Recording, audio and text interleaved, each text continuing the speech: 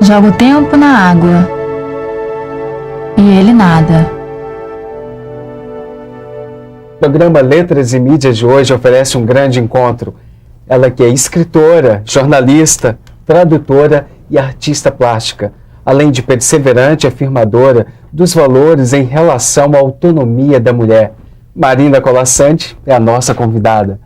Para desenvolvermos a conversa, estamos aqui com os professores Gilda Cortes Diegues, professor Ivo Luquezzi e professora Terezinha Val. Eu sou Francisco Malta, aluno do curso de Letras da Universidade Estácio de Sá. Bom, Marina, bem-vinda ao Letras e Mídias. E para iniciarmos a nossa conversa, então eu perguntaria a você, como e quando começou a sua identificação pela escrita? Olha, possivelmente lá pelos 5 anos, quando eu fui alfabetizada. Não há na minha vida lembrança de um tempo anterior a livros, anterior à narrativa. Não sei se porque me contavam histórias ou porque me davam livros, mas eu não tenho um período sem livros ou uma cena do primeiro livro na minha mão, na minha casa ou ao meu redor. O livro faz parte da minha vida como o ar, desde sempre. E a escrita veio junto. As crianças italianas daquela época, é uma época um pouco remota, mas enfim, hoje eu não sei, mas naquela época escreviam muito, no colégio, como exercício, nas férias, estava sem fazer, davam uma redação, alguém da família dava um tema de redação, faz uma redação aí, e fazia. Então, na minha família, todo mundo escreve muito bem. Meu pai escrevia muito bem, minha mãe escrevia admiravelmente bem, meu irmão escreve muito bem. A escrita era uma coisa bastante natural. Mas há um momento já no limiar da sua fase adulta em que você adota esse mote, quase como um mote, como você se expressa e se põe, se planta perante a vida. Então vamos fazer um adendo à pergunta. Quando entrou em caráter profissional, porque antes disso eu escrevi um pouco de poesia quando era adolescente, escrevia alguns continhos quando era criança, com 7, 8 anos, eu tenho textinhos meus de criança, tentativas de conto e tal.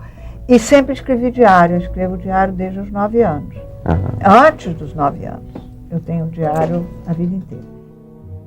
Preciso que um barco atravesse o mar, lá longe, para sair dessa cadeira, para esquecer esse computador e ter olhos de sal, boca de peixe e o vento frio batendo nas escamas.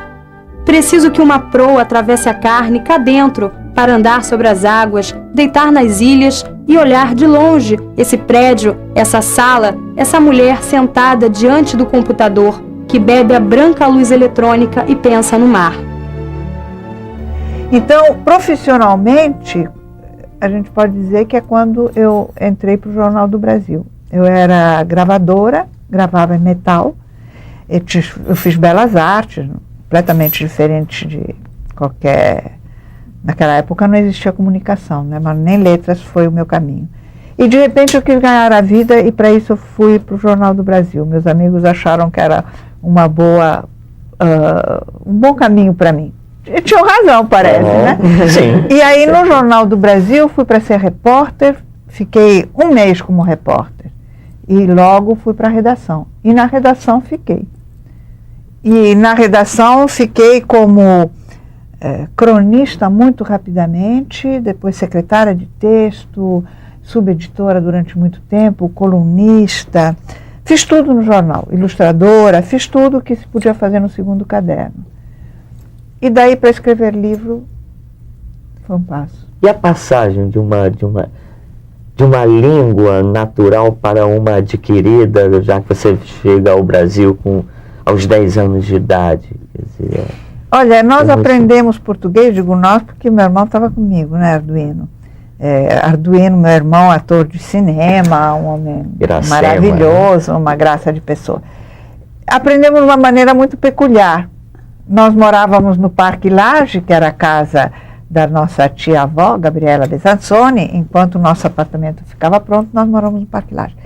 E um tio nosso, que também morava ali, primo irmão do meu pai, estava com problema de coluna, aguardando operação nos Estados Unidos. E ficava, portanto, deitado. E como ele se aborrecia muito, ele mandava o chofer comprar todas as revistinhas, os gibis, como se chamava na época, que havia nas bancas, e botava nós dois, um de cada lado, deitados na cama, e ia lendo a revistinha para nós, traduzindo para o italiano, e a gente acompanhando a revistinha. Eu acho que isso foi mais eficaz do que as aulas que um velho professor vinha nos dar durante um tempo.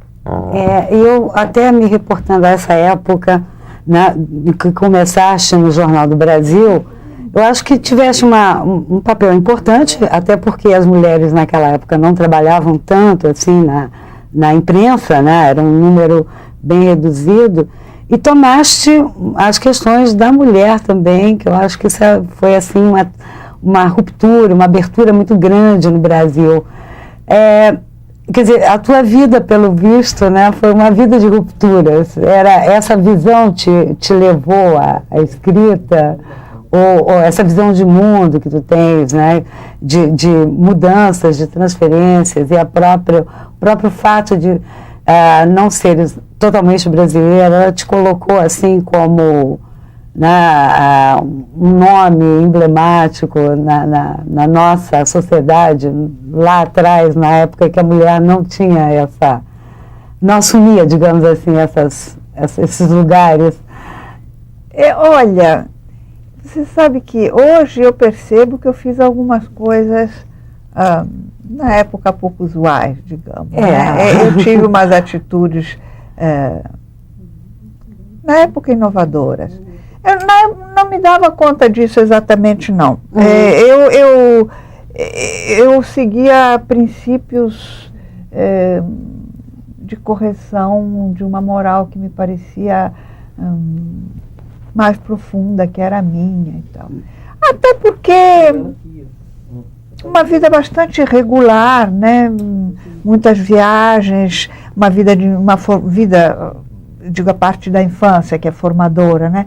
Muitas viagens, muitas mudanças, sempre nômade, o que eu acho ótimo, mas enfim. Depois o Brasil, então também uma certa ausência de uma estrutura familiar mais rigorosa, mais estável, isso fez de alguma maneira com que eu me centrasse em mim mesma. Eu tinha que cuidar de mim, eu tinha que estabelecer minhas regras. Possivelmente foi por isso também que eu fiquei uma cabeça bastante independente. Quando eu estava no Jornal do Brasil, a questão das mulheres aparecia menos, mas assim que eu comecei a assinar, que foi muito cedo, começaram a me chamar aqui, ali, acolá para escrever sobre questões femininas, porque não havia muita mulher na imprensa, como você disse, justamente, de texto. Havia mulheres na reportagem, havia mulheres na Internacional, eu fui colega da Ana Ruda Calado, mas eram repórteres, eram texto, redator, não havia mulheres redatoras, não havia mulher copydesk. Né? Então começaram a me chamar daquele que... E quando foi instituída, quando se fundou a revista Nova, logo me chamaram para lá. Tempos depois, quando eu saí do Jornal do Brasil, fui trabalhar definitivamente na Nova, onde fiquei 18 anos. Eu fiquei 18 anos na Abril, 11 no Jornal do Brasil, 18 na Abril. Foi a primeira revista, né? Foi a primeira. Ao público feminino, prioritariamente? Não, público feminino não, ao público feminino não tradicional, porque existia a Cláudia, que era família, filhos, casa, fogão e tal, muito conservadora de perfil, né? Quando eu fui para a Nova, que me chamaram para ser editora de comportamento, aí eu comecei realmente a estudar. Comecei a me documentar, eu tenho hoje um arquivo sobre assuntos femininos que já deve ter quase 30 anos de arquivo. Tenho uma biblioteca pessoal, porque aí eu percebi que para falar de comportamento eu tinha que estar calçada para fazer uma coisa que tivesse algum conteúdo. Nesse sentido também me ajudou o fato que por essa altura eu tinha casado com Afonso, e Afonso é um homem de universidade, além de ser jornalista, ele era um homem de universidade, então ele tinha uma outra maneira de lidar com os temas, uma maneira mais sólida, de pesquisa, então ele me ajudou muito a fazer essa mudança de visão. Né? Mudança de visão, fazer uma coisa mais densa daquilo que poderia ter sido uma coisa apenas jornalística, mais leve. Então foi uma série de fatores e meu próprio temperamento, porque não cabia, como não cabe, na minha cabeça, na minha sensibilidade, ser classificada melhor ou pior pelo fato de ser mulher. Isso a avaliação tem que ser pela capacidade intelectual, pelo potencial de cada um. Então, era da minha natureza não suportar essa estrutura opressiva, machista, rejeitadora, né? Sim. Era da minha cabeça. Pensando a respeito do diário, a questão da experiência pessoal, não é? E essa análise de comportamento, em que sentido essas três coisas se ligariam se há algum propósito, né, a posteriori, de fazer uma publicação do seu diário em termos de uma escritora sobre a outra que escreveu ainda criança, ou seja, uma análise do comportamento, já que o autor, né, naturalmente tem muito a ver com aquilo que ele produz, a questão da biografia do autor, né, que nós estávamos falando ainda há pouco.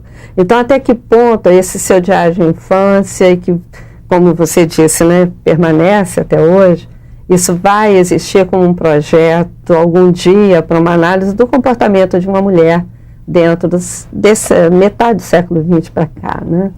É uma pergunta muito boa, Terezinha, porque essa coisa de diário, eu me vi um pouco embananada, vou te dizer por quê, com a minha postura, né?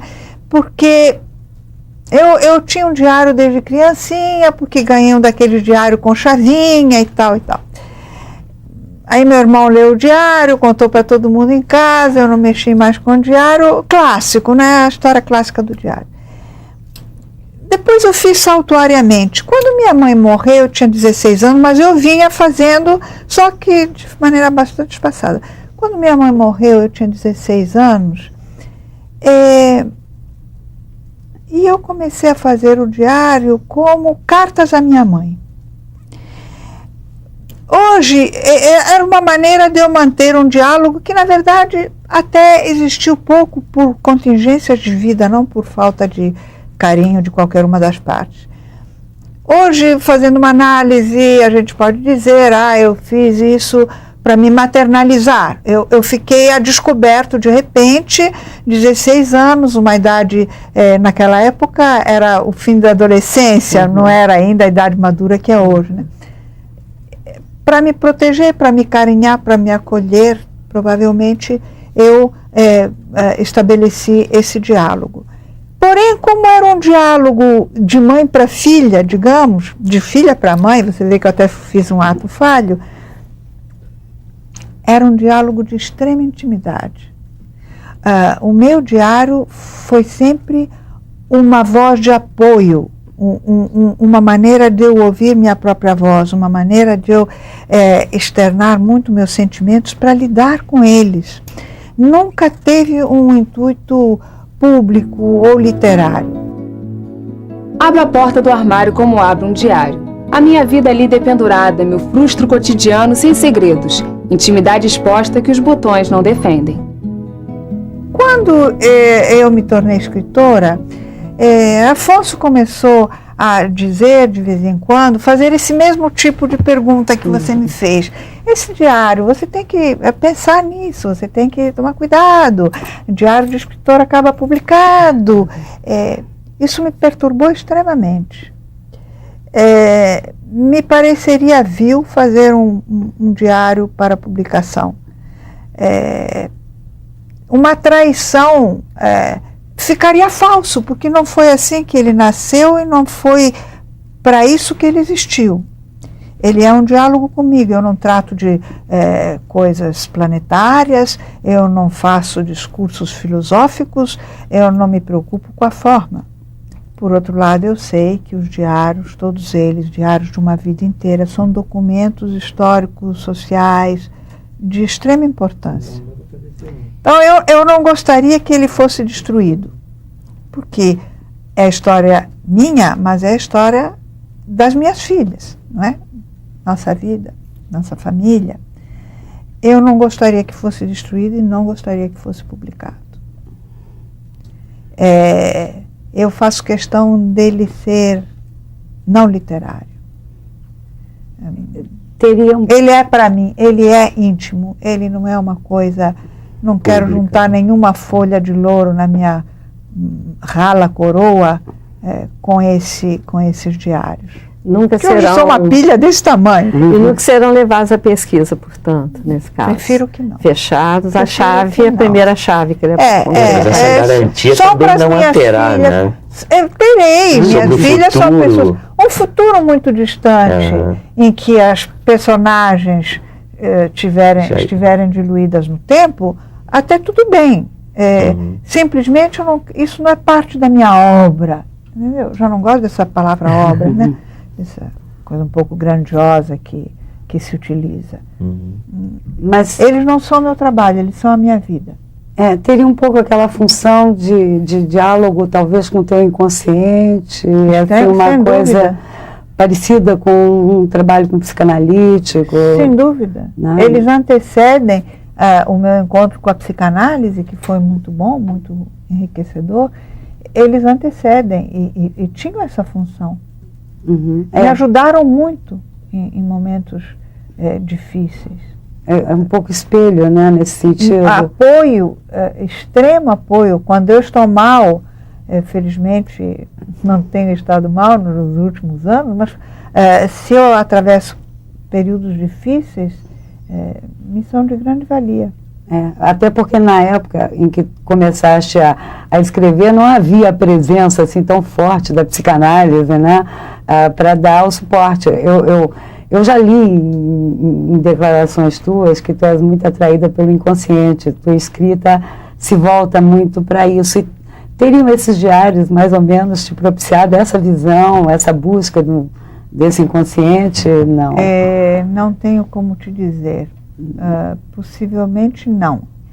O fato de propiciar o diálogo não significa uma visão teórica, uma visualização teórica, que eu visse, isto é a voz do meu inconsciente. Eu digo isso agora, porque muito tempo passou e depois disso eu fiz 11 anos de análise, então me assentei bastante. Eu comecei até cedo, em 62, 63, eu comecei minha análise, portanto foi bastante cedo.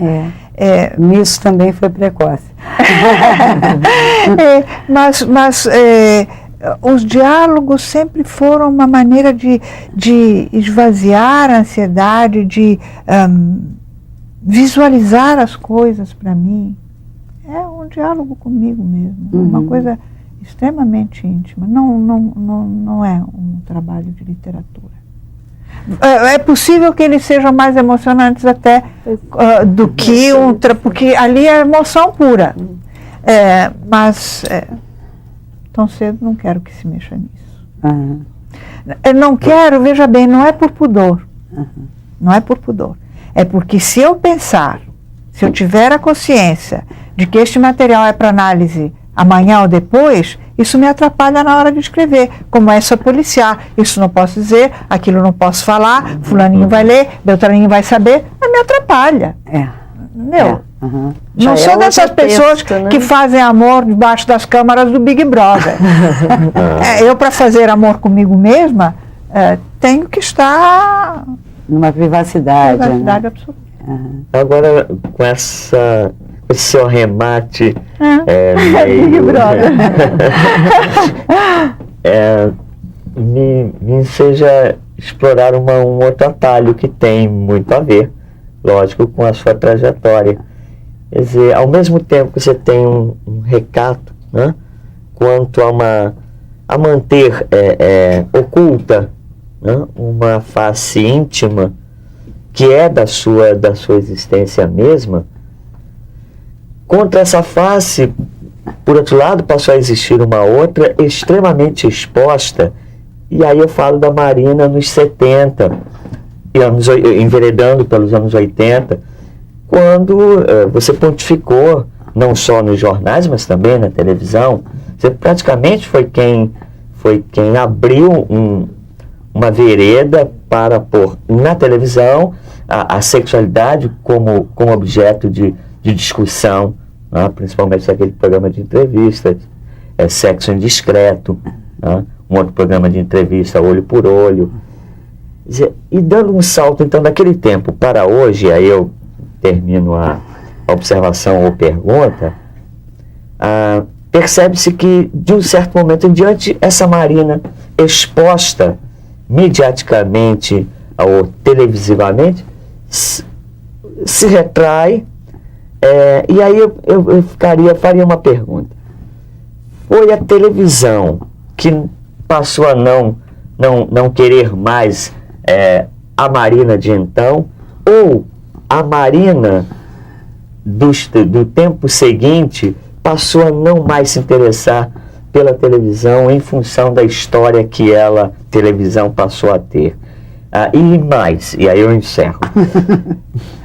Aquela coragem, aquela ousadia de tematizar questões que para a sociedade brasileira eram tão ainda quase tabu, incômodas, ou quase tabu, como esses mesmos temas estão sendo hoje vistos? Será que eles não se trivializaram aquilo que no passado fora uma ousadia produtiva? Bom, a gente precisa de 3 horas, estou vendo lá já uma margarida, uma dália dizendo 3 minutos, então fazemos o seguinte, ficamos com a primeira parte, a segunda jogamos para o outro bloco, ok? Então a primeira é a seguinte, é muito simples. Primeiro, a generosidade tua não abrir caminhos e tal, os caminhos estavam aí, quem seguisse por ele estava no rumo. Quanto à televisão, a minha presença na televisão é simples. Eu não sou um produto televisivo de ibope. Não era nem quando eu fazia. Sempre trabalhei em televisões TV Tupi, culturais, TV Rio. Meu trabalho maior foi na TVE, né? Fiz o programa Os Mágicos, que era um programa de entrevistas. Fiz o programa Sábado Forte, que era um programa de cinema, e fiz um programa do Instituto Italiano de Cultura, que era Imagens da Itália. São programas culturais. O apelo da cultura em televisão no Brasil, nós sabemos qual é. Então não há muito espaço. Acredito que haja também uma questão de geração, a geração que está acontecendo. Há também uma questão ligada ao físico. No Brasil a gente entende que os homens podem ir caquéticos para a televisão, mas das mulheres se espera uma manutenção de beleza, né? Eu quero ver como eles vão fazer, porque Fátima Bernardes, que é uma jornalista brilhante, quero ver se eles vão ter coragem de encostar um dia a Fátima por rugas, ou se ela vai ter que ficar se esticando a vida inteira. Seria uma pena, porque seria bonito ver que deixassem ela com o seu rosto, né? As marcas da vida. Mas isso existe na televisão brasileira. Então, simplesmente acabaram meus programas, não me chamaram para outros, eu fiquei em casa. Como eu saí da Abril, não me chamaram para outra revista, eu fiquei em casa. Eu não sei muito bem bater nas portas. Se me chamam, saio correndo, adoro trabalhar. Mas ir buscar isso, aquilo, outro, eu não sei fazer isso. Vou então retomar a segunda parte da tua pergunta, que é uma coisa complexa, a gente precisaria um programa inteiro para falar, porque a questão da abordagem da sexualidade está ligada à mídia, né? Está aí o nome do programa.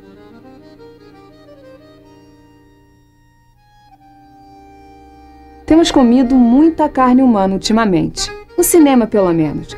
Já perdi a conta do número de filmes em que a parte mais suculenta do cardápio é constituída por filés de peito de moça ou lombinho de rapaz. Eu acho que hoje, tenho certeza que eu tenho companhia no programa, mas eu acho que hoje há muitas mulheres no Brasil que, como eu, se sentem envergonhadas quando passam por uma banca de jornais. Não só pela exposição física e toda ela posterior, nos viraram de costas para o mundo justamente num período em que a gente estava enfrentando o mundo, sexualmente nos viraram de costas no Brasil, mas também pelas chamadas de capa. Até mesmo uma revista inteligente como a Marie Claire, que foi premiada vários anos seguidos como a melhor feminina da Europa, até mesmo uma revista como Marie Claire no Brasil tem chamadas que envergonhariam uma soubrette. Uso uma palavra um pouco démodé, mas faz parte da geração. As chamadas de capa são todas exclusivamente sobre sexo e beleza, e possivelmente seios de silicone, ou partes de silicone, ou enfim, reajustes cirúrgicos da silhueta. Não usemos a palavra falsificação, sejamos light, reajustes. A impressão que a gente tem é que as mulheres não vivem nada mais do que através daqueles conhecimentos para alcançar aquela possibilidade de exibição posterior e nua no mundo. Eu sei que há muitas mulheres que se incomodam com isso. Porém, há um contingente enorme que compra as revistas em causa, razão pela qual elas se multiplicam, porque o mercado é isso, se tem quem compre, vende-se. O Jabor fez até um artigo muito interessante cobrando isso das meninas, chamam meninas por carinho, de saia justa, do programa de saia justa. Eu não vi a resposta porque eu não, das meninas. Pensei até em responder, depois eu estava ocupada, não o fiz. Cobrando isso das mulheres. As mulheres brasileiras fizeram a revolução para isso, as mulheres brasileiras. Eu acho que nós, mulheres brasileiras, não fizemos a revolução para isso, né? Nós fizemos a revolução porque queríamos nos encaixar no mundo de uma maneira democrática, no mundo que estava pintando, como diriam minhas filhas. O mundo que vinha ali, a gente queria se encaixar. O que as mulheres estão fazendo, botando silicone nos seios, infelizmente, é se encaixar no mundo em que estão. Porque o silicone nos seios dá dinheiro. As atrizes que põem silicone nos seios, exibem os seios depois, nas produções que querem que elas exibam os seios, e com isso ganham melhores salários. A exibição do corpo é uma fonte de renda. A público pedindo, as mulheres estão fazendo. Ou seja, uma vez mais, estamos tentando nos encaixar no mundo. Eu lamento que o mundo seja esse, porque o mundo que a gente achava que vinha, o mundo no qual a gente ia se encaixar, era um outro. Era o mundo das nossas ideologias, dos nossos projetos, de um Brasil melhor, de um Brasil mais democrático, mais honesto. De repente, o que veio foi essa tralha de país em que a gente está vivendo, e para essa tralha de país, talvez sejam essas as mulheres que cabem. Vale dizer que, paralelamente a isso, há uma multidão de mulheres seríssimas, competentes, da carne, né? Que estão aí ajudando a fazer o país. Mas não podemos deixar de acreditar que essas outras, para quem são feitas essas chamadas, estão se encaixando num mundo de Big Brother, de barco de Hulk, de casa de artistas, de sexo explícito em rede nacional, enfim.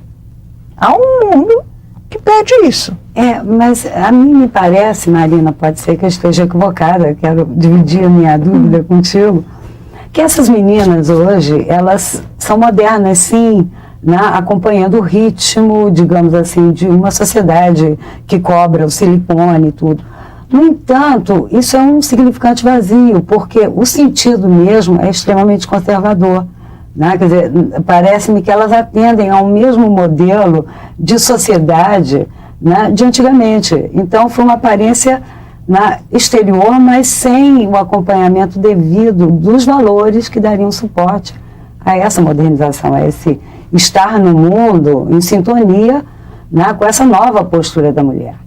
Sem dúvida, mas o que aconteceu é que nós não conseguimos, não só nós mulheres, nossa geração, não conseguimos criar o mundo que planejávamos. Sim. Talvez tivesse sido muito ambiciosa a nossa proposta, mas nós realmente estávamos querendo, como toda geração quer, a construção de um mundo. O mundo que nós estávamos querendo construir era outro. Nós não conseguimos, e uma parte do lixo do mundo que a gente queria detonar, de que a gente queria se livrar, veio até inchou bastante. Podemos dizer que, contrariamente aos nossos desejos e às nossas expectativas, isso inchou muito. O lado pior talvez tenha crescido mais do que o lado maior, sem querer ser maniqueísta, mas infelizmente. A questão do corpo feminino, né, que acaba por se mostrar no esvaziamento, né, no mercado, quando esse corpo feminino vem ao longo dos tempos, desde lá, uma fundação dessa sociedade ocidental cristã, vem sendo estabelecido como um elemento que pode ter sofrido flagelos e tal, mas se construindo ao longo dos tempos.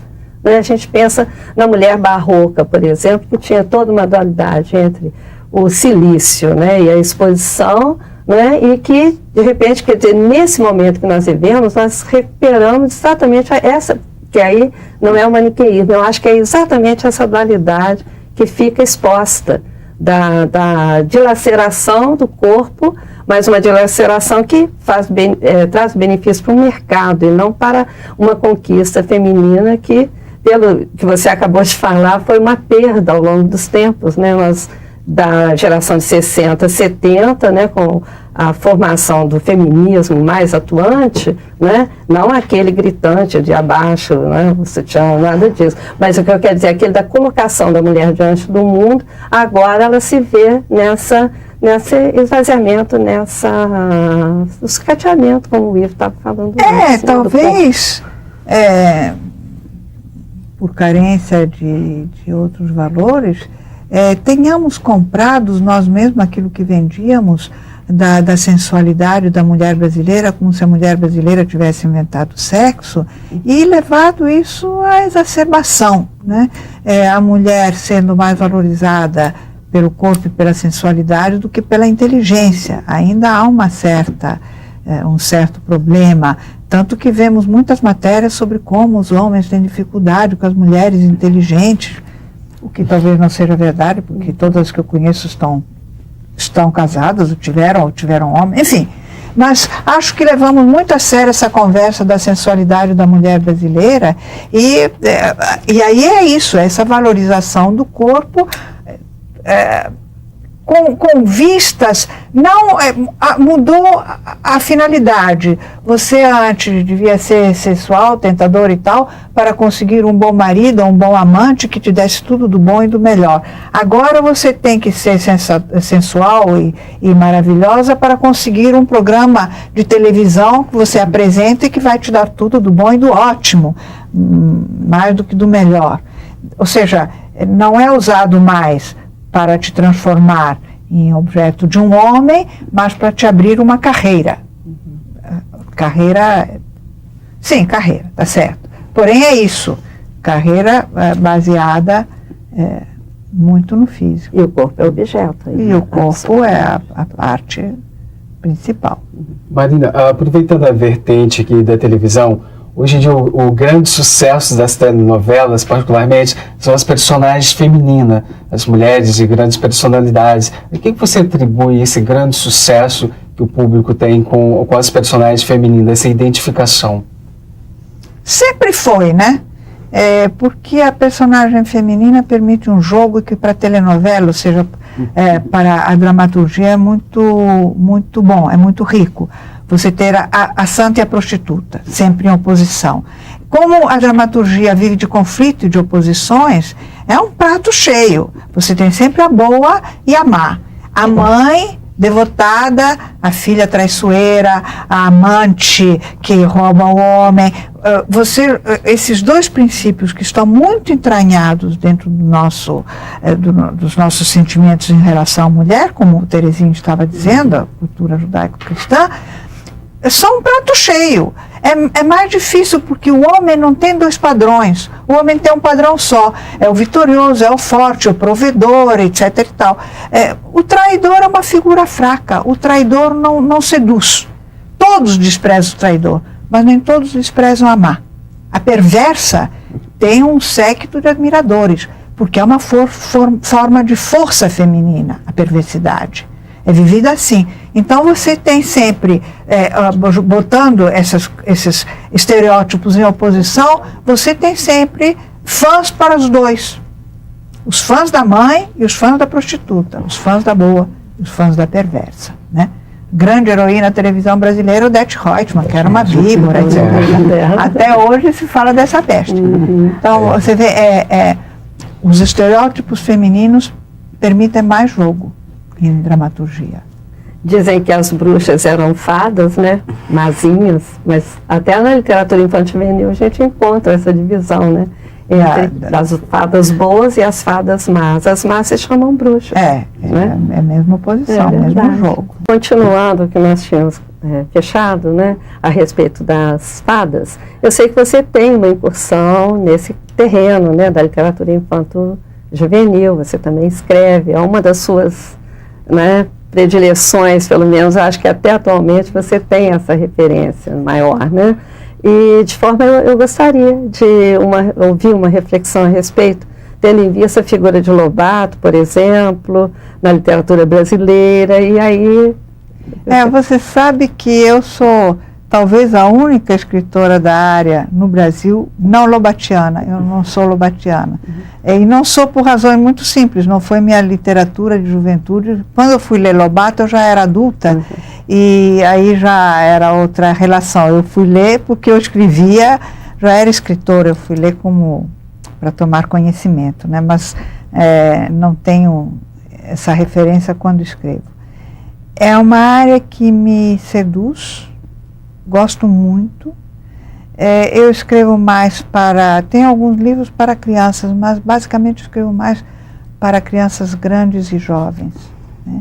Recentemente publiquei um livro, Penélope Manda as Lembranças, ganhou até o prêmio esse ano da Fundação do Livro Infanto Juvenil, que é um livro que funcionaria perfeitamente para adultos. Eu quis que fosse para jovens.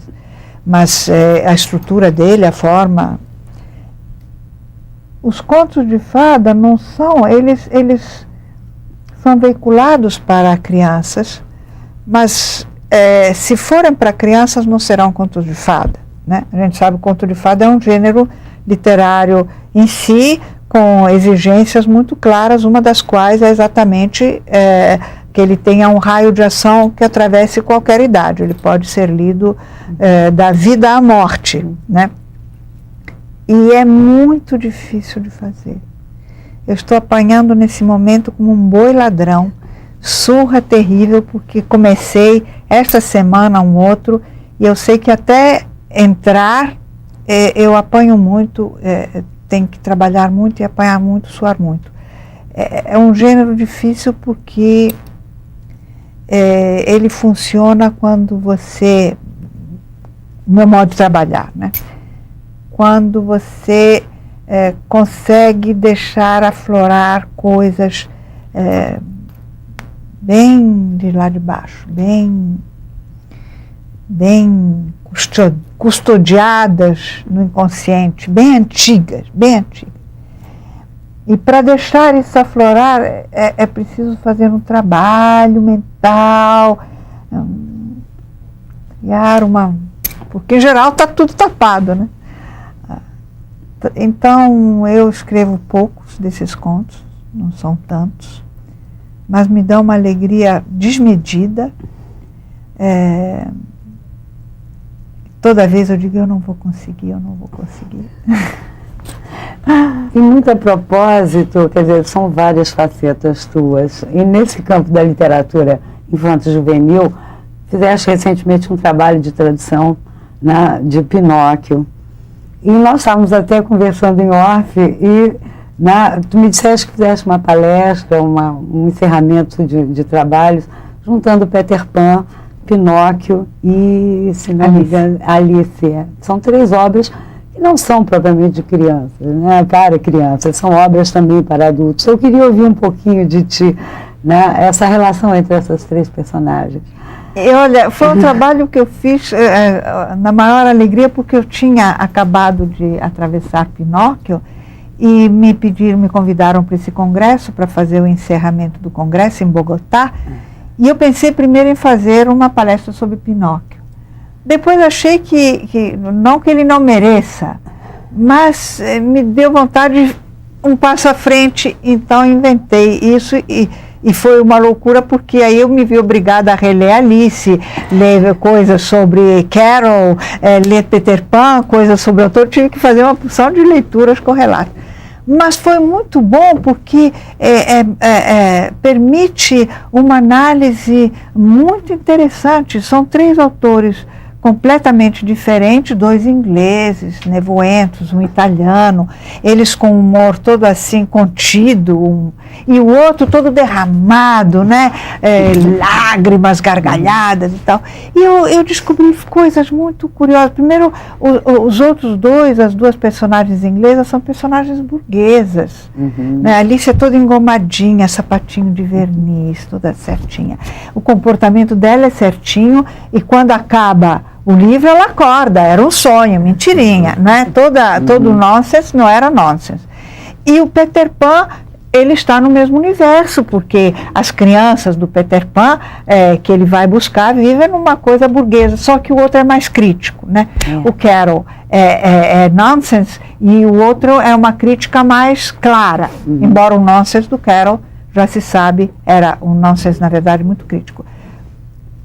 O Collodi vem de outra extração social, ele vem de classe muito pobre, ele foi um menino muito pobre, ele se meteu em guerra, ele era metade revolucionário contra o Estado, ia nas guerras independentistas, e metade funcionário público, louvadíssimo. Pinóquio é um herói pobre, Pinóquio tem sempre fome. Os outros nunca têm fome. A comida nos outros 2 romances não aparece. Em Pinóquio aparece. É personagem, né? A luta pela comida. São personagens muito diferentes. E é muito interessante fazer essa análise, ver como vem a mulher, como cada viu a mulher. Me permitiu uns cruzamentos muito... Adorei fazer isso. E tenho repetido essa conferência no Brasil, porque eu acho ela muito simpática. Até porque são temas, por um lado, desgraçadamente, mais que revitalizados, né? Atrás de Pinóquio está o templo da mentira, em que grande parte da sociedade do mundo está imersa hoje. Né? Mas eu vou te interromper. A síndrome de Peter Pan, essa aposta radical no mito da jovialidade permanente, com alguns falsos heróis. Mas você sabe que entrando tanto em Pinóquio, você está certíssimo, mas a minha impressão é que a mentira não é a coisa principal em Pinóquio. É que com a coisa do nariz que cresce, com as analogias eróticas que se fizeram, sexuais e tal, isso ficou como ingênuo, veio para frente, isso pulou para frente como característica principal da personagem. Mas, na verdade, o autor abandona isso muito cedo. Depois que Pinóquio é enforcado, não se fala mais em nariz, não se fala mais em mentira. A parte até o enforcamento era a primeira parte do romance. O romance acabava aí. Foi um sucesso de público, porque era folhetim publicado em jornal, que exigiu a continuação. A partir dali, o autor se desinteressa pela mentira. Na verdade, Pinóquio tem 2 características, eu acho. A luta, a autoformação. Pinóquio recebe conselhos o tempo inteiro, não segue nunca, vai pelo seu instinto, quebra a cara e aí ele aprende. Ele aprende quebrando a cara.